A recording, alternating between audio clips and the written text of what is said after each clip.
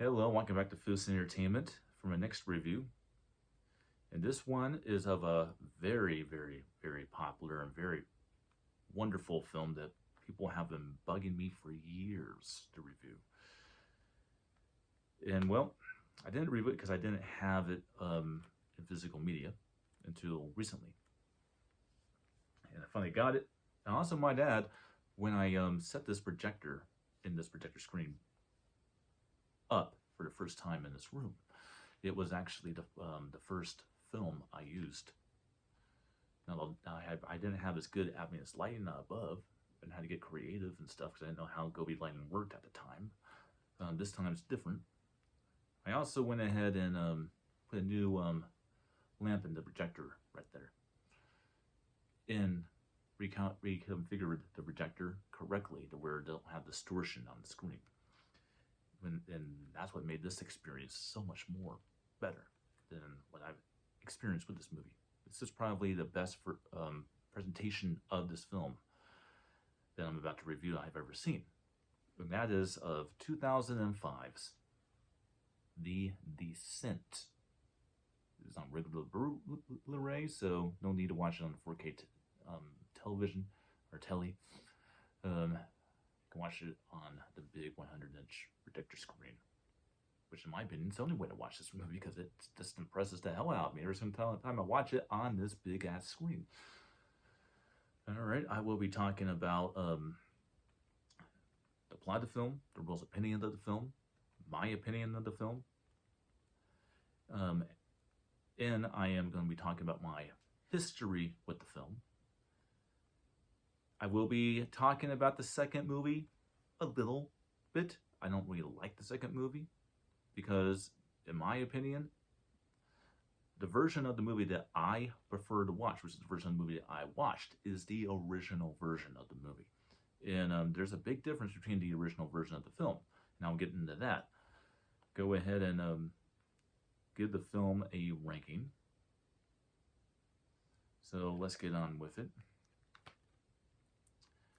The Descent, original unrated cut, which is the version I watched. On an annual extreme outdoor adventure, 6 women meet in a remote part of the wilderness to explore a cave hidden deep in the woods, far below the surface of the earth. The disaster strikes when a rockfall blocks their exit, and there's no way out. The women push on, praying for another exit, but there is something else lurking under the earth.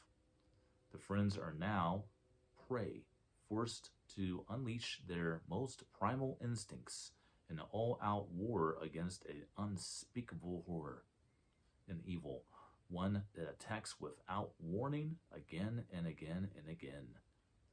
Tap line, spectacularly scary. All right. The Royal's opinion of The Descent. There's a lot running on off of this movie when it comes to the Royal's opinion, I might add. And someone agree with it, someone don't. And I'll get into that when it comes to mine. The world, when this film came out, the world's opinion of the film when it came out, critics all came to unanimously saying that this was the scariest movie since the original Alien. Well, I don't have Alien on my top 10 scariest movies of all time. So saying this the scariest movie since Alien really doesn't mean much to me. But the world really accepted this movie. The world loves this movie, and to this very day, this 2005 horror film lives up and is still relevant today. It hasn't lost any of its value, and that's very hard to do. But what do you expect from the director of this film? Because this is his second creature movie, and that, of course, is the very great British director, Neil Marshall. Neil Marshall's first creature film is Dog Soldiers. which is from 1999, 2002. I think it was from 2002, I believe, 2001, something like that. The Descent is kind of like his follow-up to that spectacularly awesome movie. In my opinion, probably in my top 5 favorite werewolf movies of all time is Dog Soldiers. Now, what's my opinion of The Descent? The Descent is one of the most intense, most groundbreaking horror films ever made in a movie history. That's what my opinion of The Descent would be. Because that's exactly how I would describe it. This movie, there is literally nothing like this movie. There is nothing like this movie at all. I have yet to come across anything that I can compare to this. This movie is a work of art, and it hits every single note of a great horror film. This is among one of the best horror films of all time. Now, the world thinks this is one of the best horror films of all time. This is where I agree with the world. I think it's one of the best horror films of all time.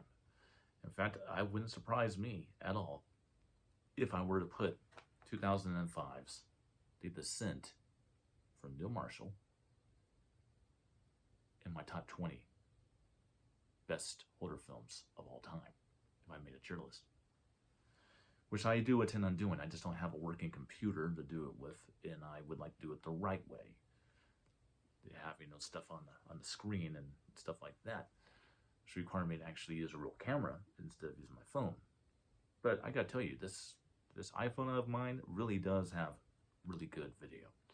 To give you a little bit of idea, if I was using my old camera I was always used, you would barely be able to see me right now. Even with all this nice Govee lighting going on in this room, you would barely be able to see me, period. You can actually kind of decently see me.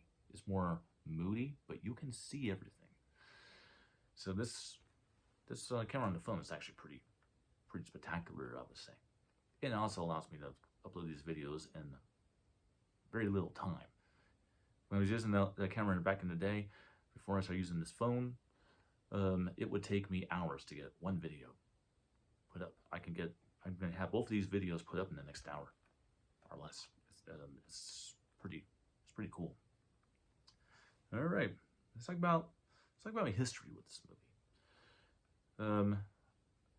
I got this movie because on the recommendation of my father.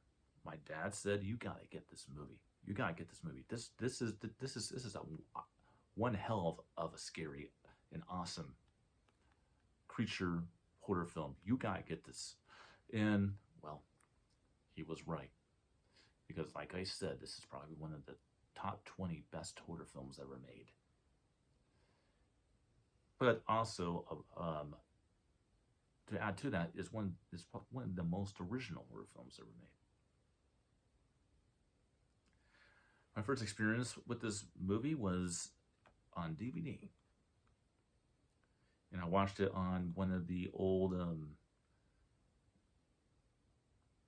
believe it was a Sony, yeah, it was a Sony. On a very old Sony tube flat screen with 480 resolution, with component video being its maximum technology.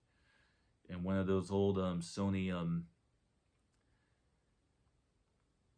DVR theater in a box systems, the ones that come with a DVD player, and you have DTS and Dolby Digital sound decoders on it, and they were very shitty quality. That was my first experience, but man, at the time in 2005, that was pretty high tech.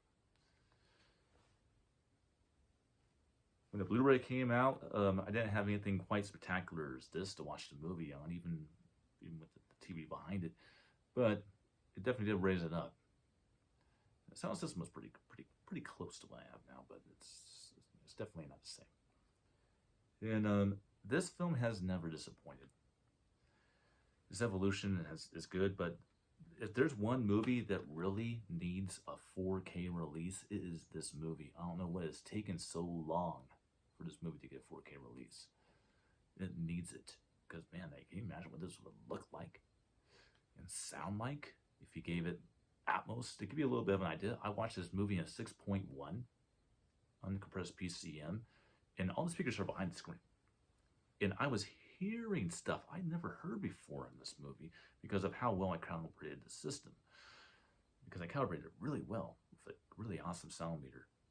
And man, I was hearing effects coming from overhead because of how I had the system set up. It actually does that really well, and I was hearing it like I was crawling in crawl spaces and confined spaces under, and having rocks and freaking stuff above me falling. Like, oh, what's that? Now imagine that with Dolby Atmos, our DTS-X sound presentation. Imagine this, how much more freaky that atmospheric sound effects that this movie has would be. And having all the creatures all lurking around and stuff, this needs a 4K release. Definitely, at least for the sound. Now let's go ahead and take a quick little moment to talk about the Descent Part 2. Alright. This is why I don't like the Descent Part 2. And why I just really don't care to watch it ever again. The theatrical cut of The Descent is it's not Neil Marshall's version of the movie. You see, what happened was during the pre-screenings where you have critics, giving their opinion of the film, the press screenings, they didn't like the ending of this movie because they felt that it was just wrong. You have the main character Sarah in the movie going through hell and doing everything to survive, and then just to have all that hope that she would survive, just there is no hope. She's trapped, and it shows her accepting her fate. Accepting her fate that she's gonna die. Whether it be from whatever reason, she's a goner. She's gonna die, and so she finds solace in having an hallucination of her daughter, knowing that there's something better waiting for her when she does die. And that ending really didn't agree with critics, and so they reshot the ending of the movie to where she gets out, which led to The Descent 2. But that's the point.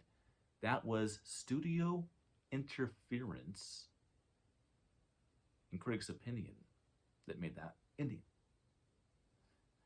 The preferred version to me of this movie is the more depressing ending, to where she's trapped in there, and it's left to the imagination. Did she ever find a way out? Did the creatures eat her up, tear her apart like she did, like did all of her friends? And I like that, which is why I will say this: if a movie is perfect, it doesn't need a sequel. And this is one of the cases to where it didn't. The original unrated version of this movie is my preferred version of the film. And it's much like, sometimes theatrical cuts of films are better. And in terms of this, it's not. The unrated original cut is the better version.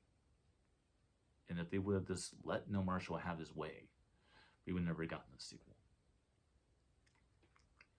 Now the universal question: which one's a better creature feature, The Descent or Dog Soldiers? Well, I watched Dog Soldiers recently. I watched it in a very interesting way. I watched it on the late the last drive-in with Joe Bob Briggs, which is a wonderful way to watch movies, I might add. Maybe one day I can do what he does. I watched it. I really liked that movie. I'm a big fan of British Armed Forces stuff, due to the fact that I may have been American born and raised, but culturally I'm actually a British guy. So I kind of have both the best of both worlds on that end, and I always love stuff like that. even a few of my watches actually are homages to British armed forces issues of Omega watches and stuff. So I'm very much into that type of thing.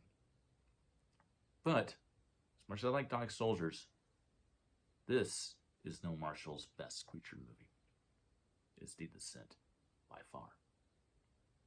I just had to watch it again. I watched it in the very best way. And watching movies on like this is the best way to watch movies. And this is how you watch movies if you're not really caring about the catalog quality of the release. You just want to watch a movie for the magic. You would do it in something like this. Not on that telly, not on television. Watch it on a real projector screen. No, with the projector. All right, so it's time to get the film ranking. The Descent actually is a perfect movie in every sense of the way, so I'm going to give it 4 stars. That's my most major ranking. That's the highest. 4 stars. Sadly enough, there are some people out there that I even talk to at work that have not seen this movie.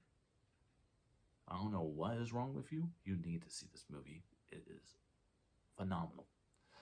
So Foos says, check it out.